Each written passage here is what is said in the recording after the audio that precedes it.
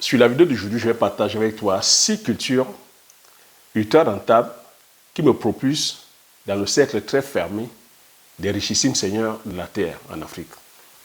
Donc, reste sur le bout de la vidéo afin que je puisse partager avec toi sur ces 6 cultures. Donc, bonjour et bienvenue sur la communauté agripreneur visionnaire. Sur la chaîne, je parle agriculture, je parle d'élevage, je parle d'investissement. Le but de la chaîne est enfin de valoriser et vulgariser les produits du terroir africain. Si créer la chaîne, c'est enfin de te partager mes astuces et techniques, te partager mon mindset, afin de t'aider dans tes réalisations ou soit dans tes futures réalisations. Donc, c'est les thématiques qui te parlent. N'hésite pas à t'abonner en appuyant sur le petit bouton rouge, en validant la cloche, afin de ne pas manquer plusieurs vidéos que je diffuse sur la chaîne afin de t'aider. Si tu l'as aussi déjà fait, je te dis merci. Donc, avant de partager avec toi les 6 cultures qui me propulsent dans le cercle comme ça, très restreint, des richissimes seigneurs de la terre, il faudrait déjà que je partage avec toi la stratégie. Ah oui, parce que c'est la stratégie qui fait en sorte que je me retrouve dans le cercle très fermé. Il faut comprendre ici qu'on réussit parce que ce n'est pas stratégie. J'ai coutume à te dire, la réussite ici c'est quoi? C'est la stratégie et le courage. That's it. Stratégie, courage. Et ces 6 business-là, la particularité de ces 6 business, c'est bien ça. C'est que c'est des business où le ticket d'entrée n'est pas donné à tout le monde. Pas parce qu'on refuse les personnes, mais c'est parce que les personnes n'ont pas le mindset préparé pour. C'est ce que je découvre. Tu vois, c'est mon expérience que je partage. Et je comprends maintenant pourquoi il n'y a pas assez de personnes. Parce que les personnes n'ont pas assez faim. À quel point as-tu faim? Quand je dis si faim de réussite. Fin de réussite sur le projet. Parce que ces 6 cultures demandent que tu aies assez faim. Ça demande que tu aies un pourquoi costaud. Que tu aies une vraie raison de pouvoir te lancer dedans. Parce que si tu n'as pas de raison, au moindre soubresaut, Dieu sait que des soubresauts, il y en a. Parce qu'on parle ici de nature.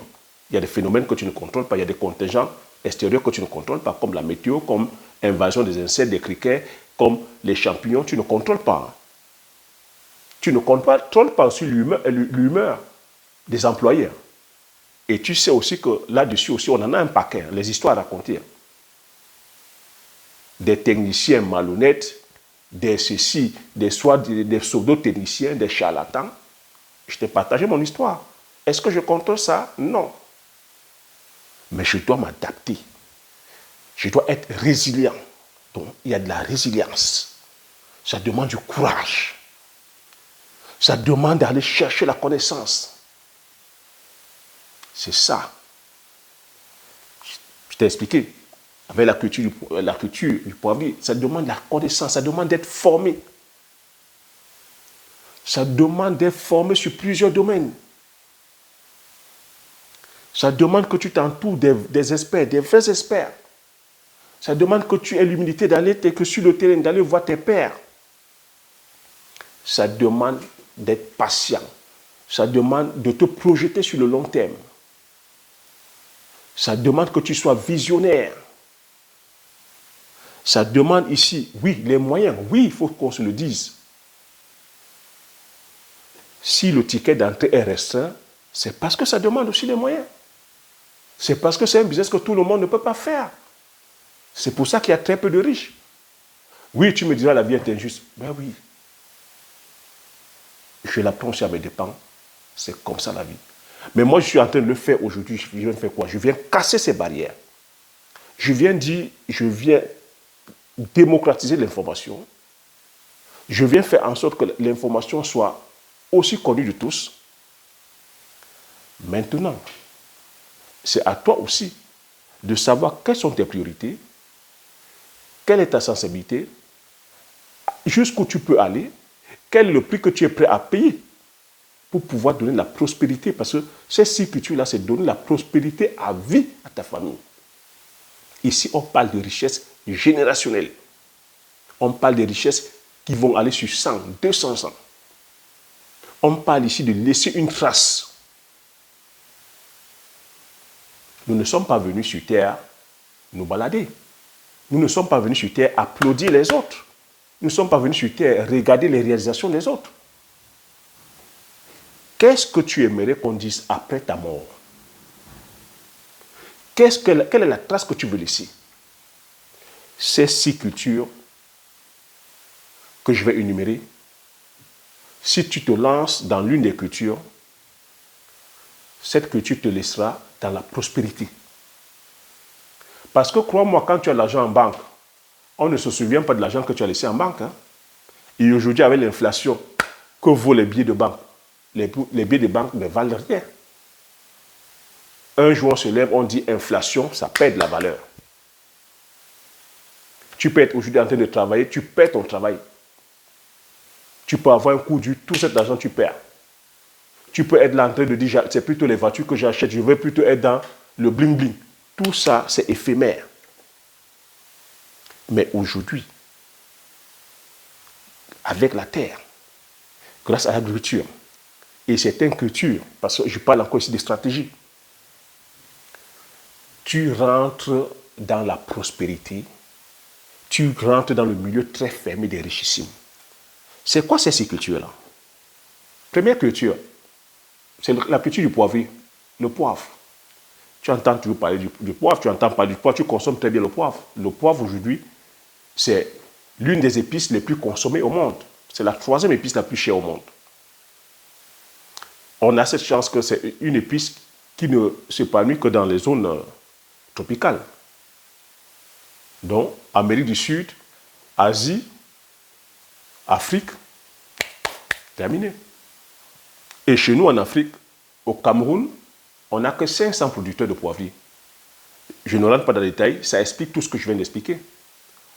Manque d'informations, très peu de personnes s'y intéressent, manque de connaissances, d'expertise, manque de résilience. On n'est pas assez courageux de se lancer dedans parce que ça demande du courage. Il faut comprendre qu'il faut 3 ans pour que ça entre en production, 8 ans pour que ce soit mature.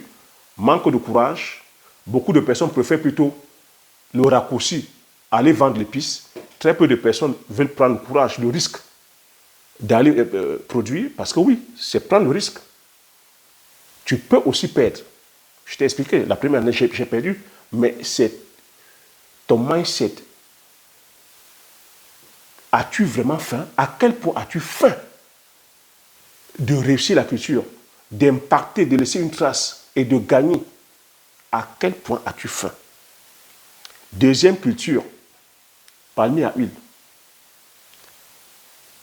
Je ne te vante plus encore les mérites, je ne te vante pas la nécessité de produire l'huile de palme. C'est une huile qui rentre comme ça, peut-être que dans nos us et coutumes. C'est l'huile aussi la plus consommée au monde. Ça rentre aujourd'hui dans l'agroalimentaire, ça rentre dans l'industrie cosmétique, ça rentre dans les biocarburants, ça rentre dans plusieurs industries. Et l'Afrique est déficitaire. Il y a très peu de personnes qui se lancent dans cette culture. Donc tu vois que c'est encore des cultures de rente. Le palmier à huile comme ça peut aller sur 80 ans. Le poivrier, ça peut aller sur 100 ans.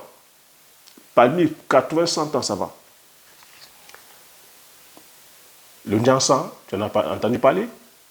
Le Njansan qui est l'API, dont le nom scientifique c'est le Rhiznodon eloti. Tu le cultives, tu fais comme ça des hectares d'arbres de Njansan. Un arbre, ça peut aller sur 200, 300 ans.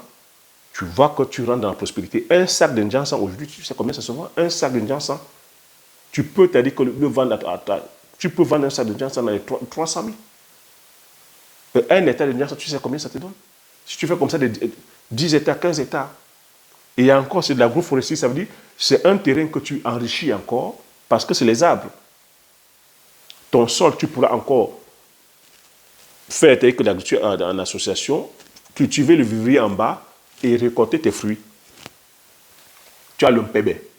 Ça, c'est le mpébé, qui est la fausse noix de muscade. Tu vois ça, c'est le mpébé, qui est la fausse noix de muscade. Pareil, tu plantes. Tu as les rondelles. Ça, c'est les rondelles, tu plantes. Donc, la particularité avec ces 6-là, avec ces 6 cultures, c'est que c'est des cultures qui rentrent en production minimum au bout de 3 ans. Certains peuvent aller sur 4 ans, 5 ans, sur 5 ans. Donc, tu vois que ça demande de la résilience, ça demande d'être patient. Ça demande que tu te visualises, ça demande que tu saches où tu vas.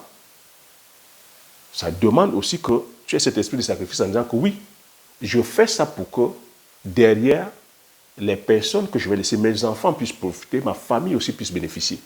C'est comme ça qu'on peut faire pour créer de la richesse. Ces 6 cultures-là, c'est des cultures qui créent de la richesse. Parce qu'il faut comprendre ici que la richesse, c'est le patrimoine. La richesse n'est pas l'argent. Quand on parle des personnes riches, les riches parlent en termes de patrimoine. Les riches ne parlent pas en termes de billets de banque. Vous n'avez jamais entendu parler, Elon Musk parler de son compte en banque. Tu n'entends pas Aliko Dangote parler de son compte en banque. Tu n'entends pas Bill Gates parler de son compte en banque. Tu n'entends pas Warren Buffett. Tu n'entends pas ici Jeff Bezos parler de son compte en banque. Il parle des réalisations. Il parle de patrimoine.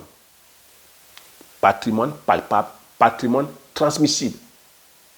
C'est de ça qu'il s'agit. Et il faudrait aujourd'hui que nous, en tant qu'Africains, qu'on soit là à parler de patrimoine. Parce que c'est avec le patrimoine qu'on impacte. C'est avec le patrimoine transmissible qu'on peut laisser la trace. Il faudrait aussi aujourd'hui qu'on parle des patrimoines générationnels. Il faudrait qu'on ait des business comme ça qui marquent le temps, des business centenaires.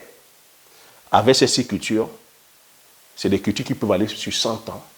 C'est comme ça qu'on pourrait aussi avoir des familles aujourd'hui riches. On se devrait aujourd'hui aussi de passer la phase de transformation, de créer des marques, d'avoir des noms de famille qui pèsent lourd. Quand on parle de Mercedes, quand on parle aujourd'hui de Lamborghini, on parle de Porsche, on parle de Ferrari. Quand on parle aujourd'hui de Ford, quand on parle de Peugeot, quand on parle de Citroën, quand on parle de Louis Vuitton, quand on parle aujourd'hui des châteaux Margaux, quand on parle de tous ces vignobles, de tous ces vignobles, ce sont des noms de famille. Et c'est ça qui marque l'histoire. Si on voudrait aussi marquer l'histoire, il faudrait qu'on ait vers ces projets-là structurants, des projets impactants, qu'on évite les projets Mpungamel qui ne nous enrichissent pas. Parce que ça, on a le contrôle dessus. Ce sont nos produits du terroir. On a le contrôle dans les semences. Nous avons la technicité. Et c'est ce que je viens partager aujourd'hui avec toi. Si tu es intéressé par ces cultures, tu marques dans les commentaires, Thierry, je suis intéressé. Tu cites la culture par la formation. Parce qu'aujourd'hui, il n'y a plus d'excuses. L'information est là. La connaissance, elle est là. On a aujourd'hui les supports qui nous permettent comme ça de partager l'information. On a aujourd'hui des conférences, il y a des livres qui sont écrits. Il y a des bibliothèques. Il est hors de question qu'aujourd'hui, au XXIe siècle, notre génération, en 2022, qu'on soit là, ou soit qu'on soit pauvre, ou qu'on ne soit pas, c'est-à-dire que nanti, parce qu'on manque d'informations. Donc la question maintenant que chacun et chacune doit se poser, c'est quoi mon centre d'intérêt? Dans quoi est-ce que je mets mon argent? Est-ce que je mets mon argent dans la connaissance? Parce qu'il faut comprendre ici que ce que j'ai découvert tout au long de cette aventure qui ne fait que commencer, qui ne fait que continuer, c'est que c'est la connaissance. Chacun de nous sommes là où nous sommes par rapport à notre connaissance. Et je ne parle pas ici de connaissance académique. C'est la connaissance. Tout ce que je fais aujourd'hui, c'est parce que je suis allé chercher la connaissance. Parce que j'ai payé le prix. Et derrière, c'est le courage. C'est pour ça que je dis à chaque fois que la réussite, c'est la stratégie et le courage. As-tu vraiment faim? À quel point as-tu faim? Donc, il faut comprendre que la particularité sur toutes ces cultures-là, ça va être ton degré de faim. Quand je dis ici faim, F-A-I-M, de réussite. Voilà comment je vais terminer cette vidéo en te disant, j'espère que tu as apprécié, j'espère que tu as aimé, j'espère que tu as appris des choses. Si tu as aimé, laisse un pouce, laisse des commentaires, je me ferai plaisir de les lire. Partage massivement la vidéo autour de toi afin qu'on soit comme ça plusieurs informés justement de ces opportunités de culture. Abonne-toi, tu n'es pas encore abonné, afin de pouvoir faire grandir la communauté des visionnaires. Comme j'ai coutume à dire, l'information c'est la connaissance c'est la richesse. Une fois que tu as ces informations, tu appliques tes stratégies et tu passes l'action massivement afin d'impacter ta vie et impacter la vie de tous ceux qui t'entourent. Sur ce, je te dis merci. À la prochaine vidéo. Ciao.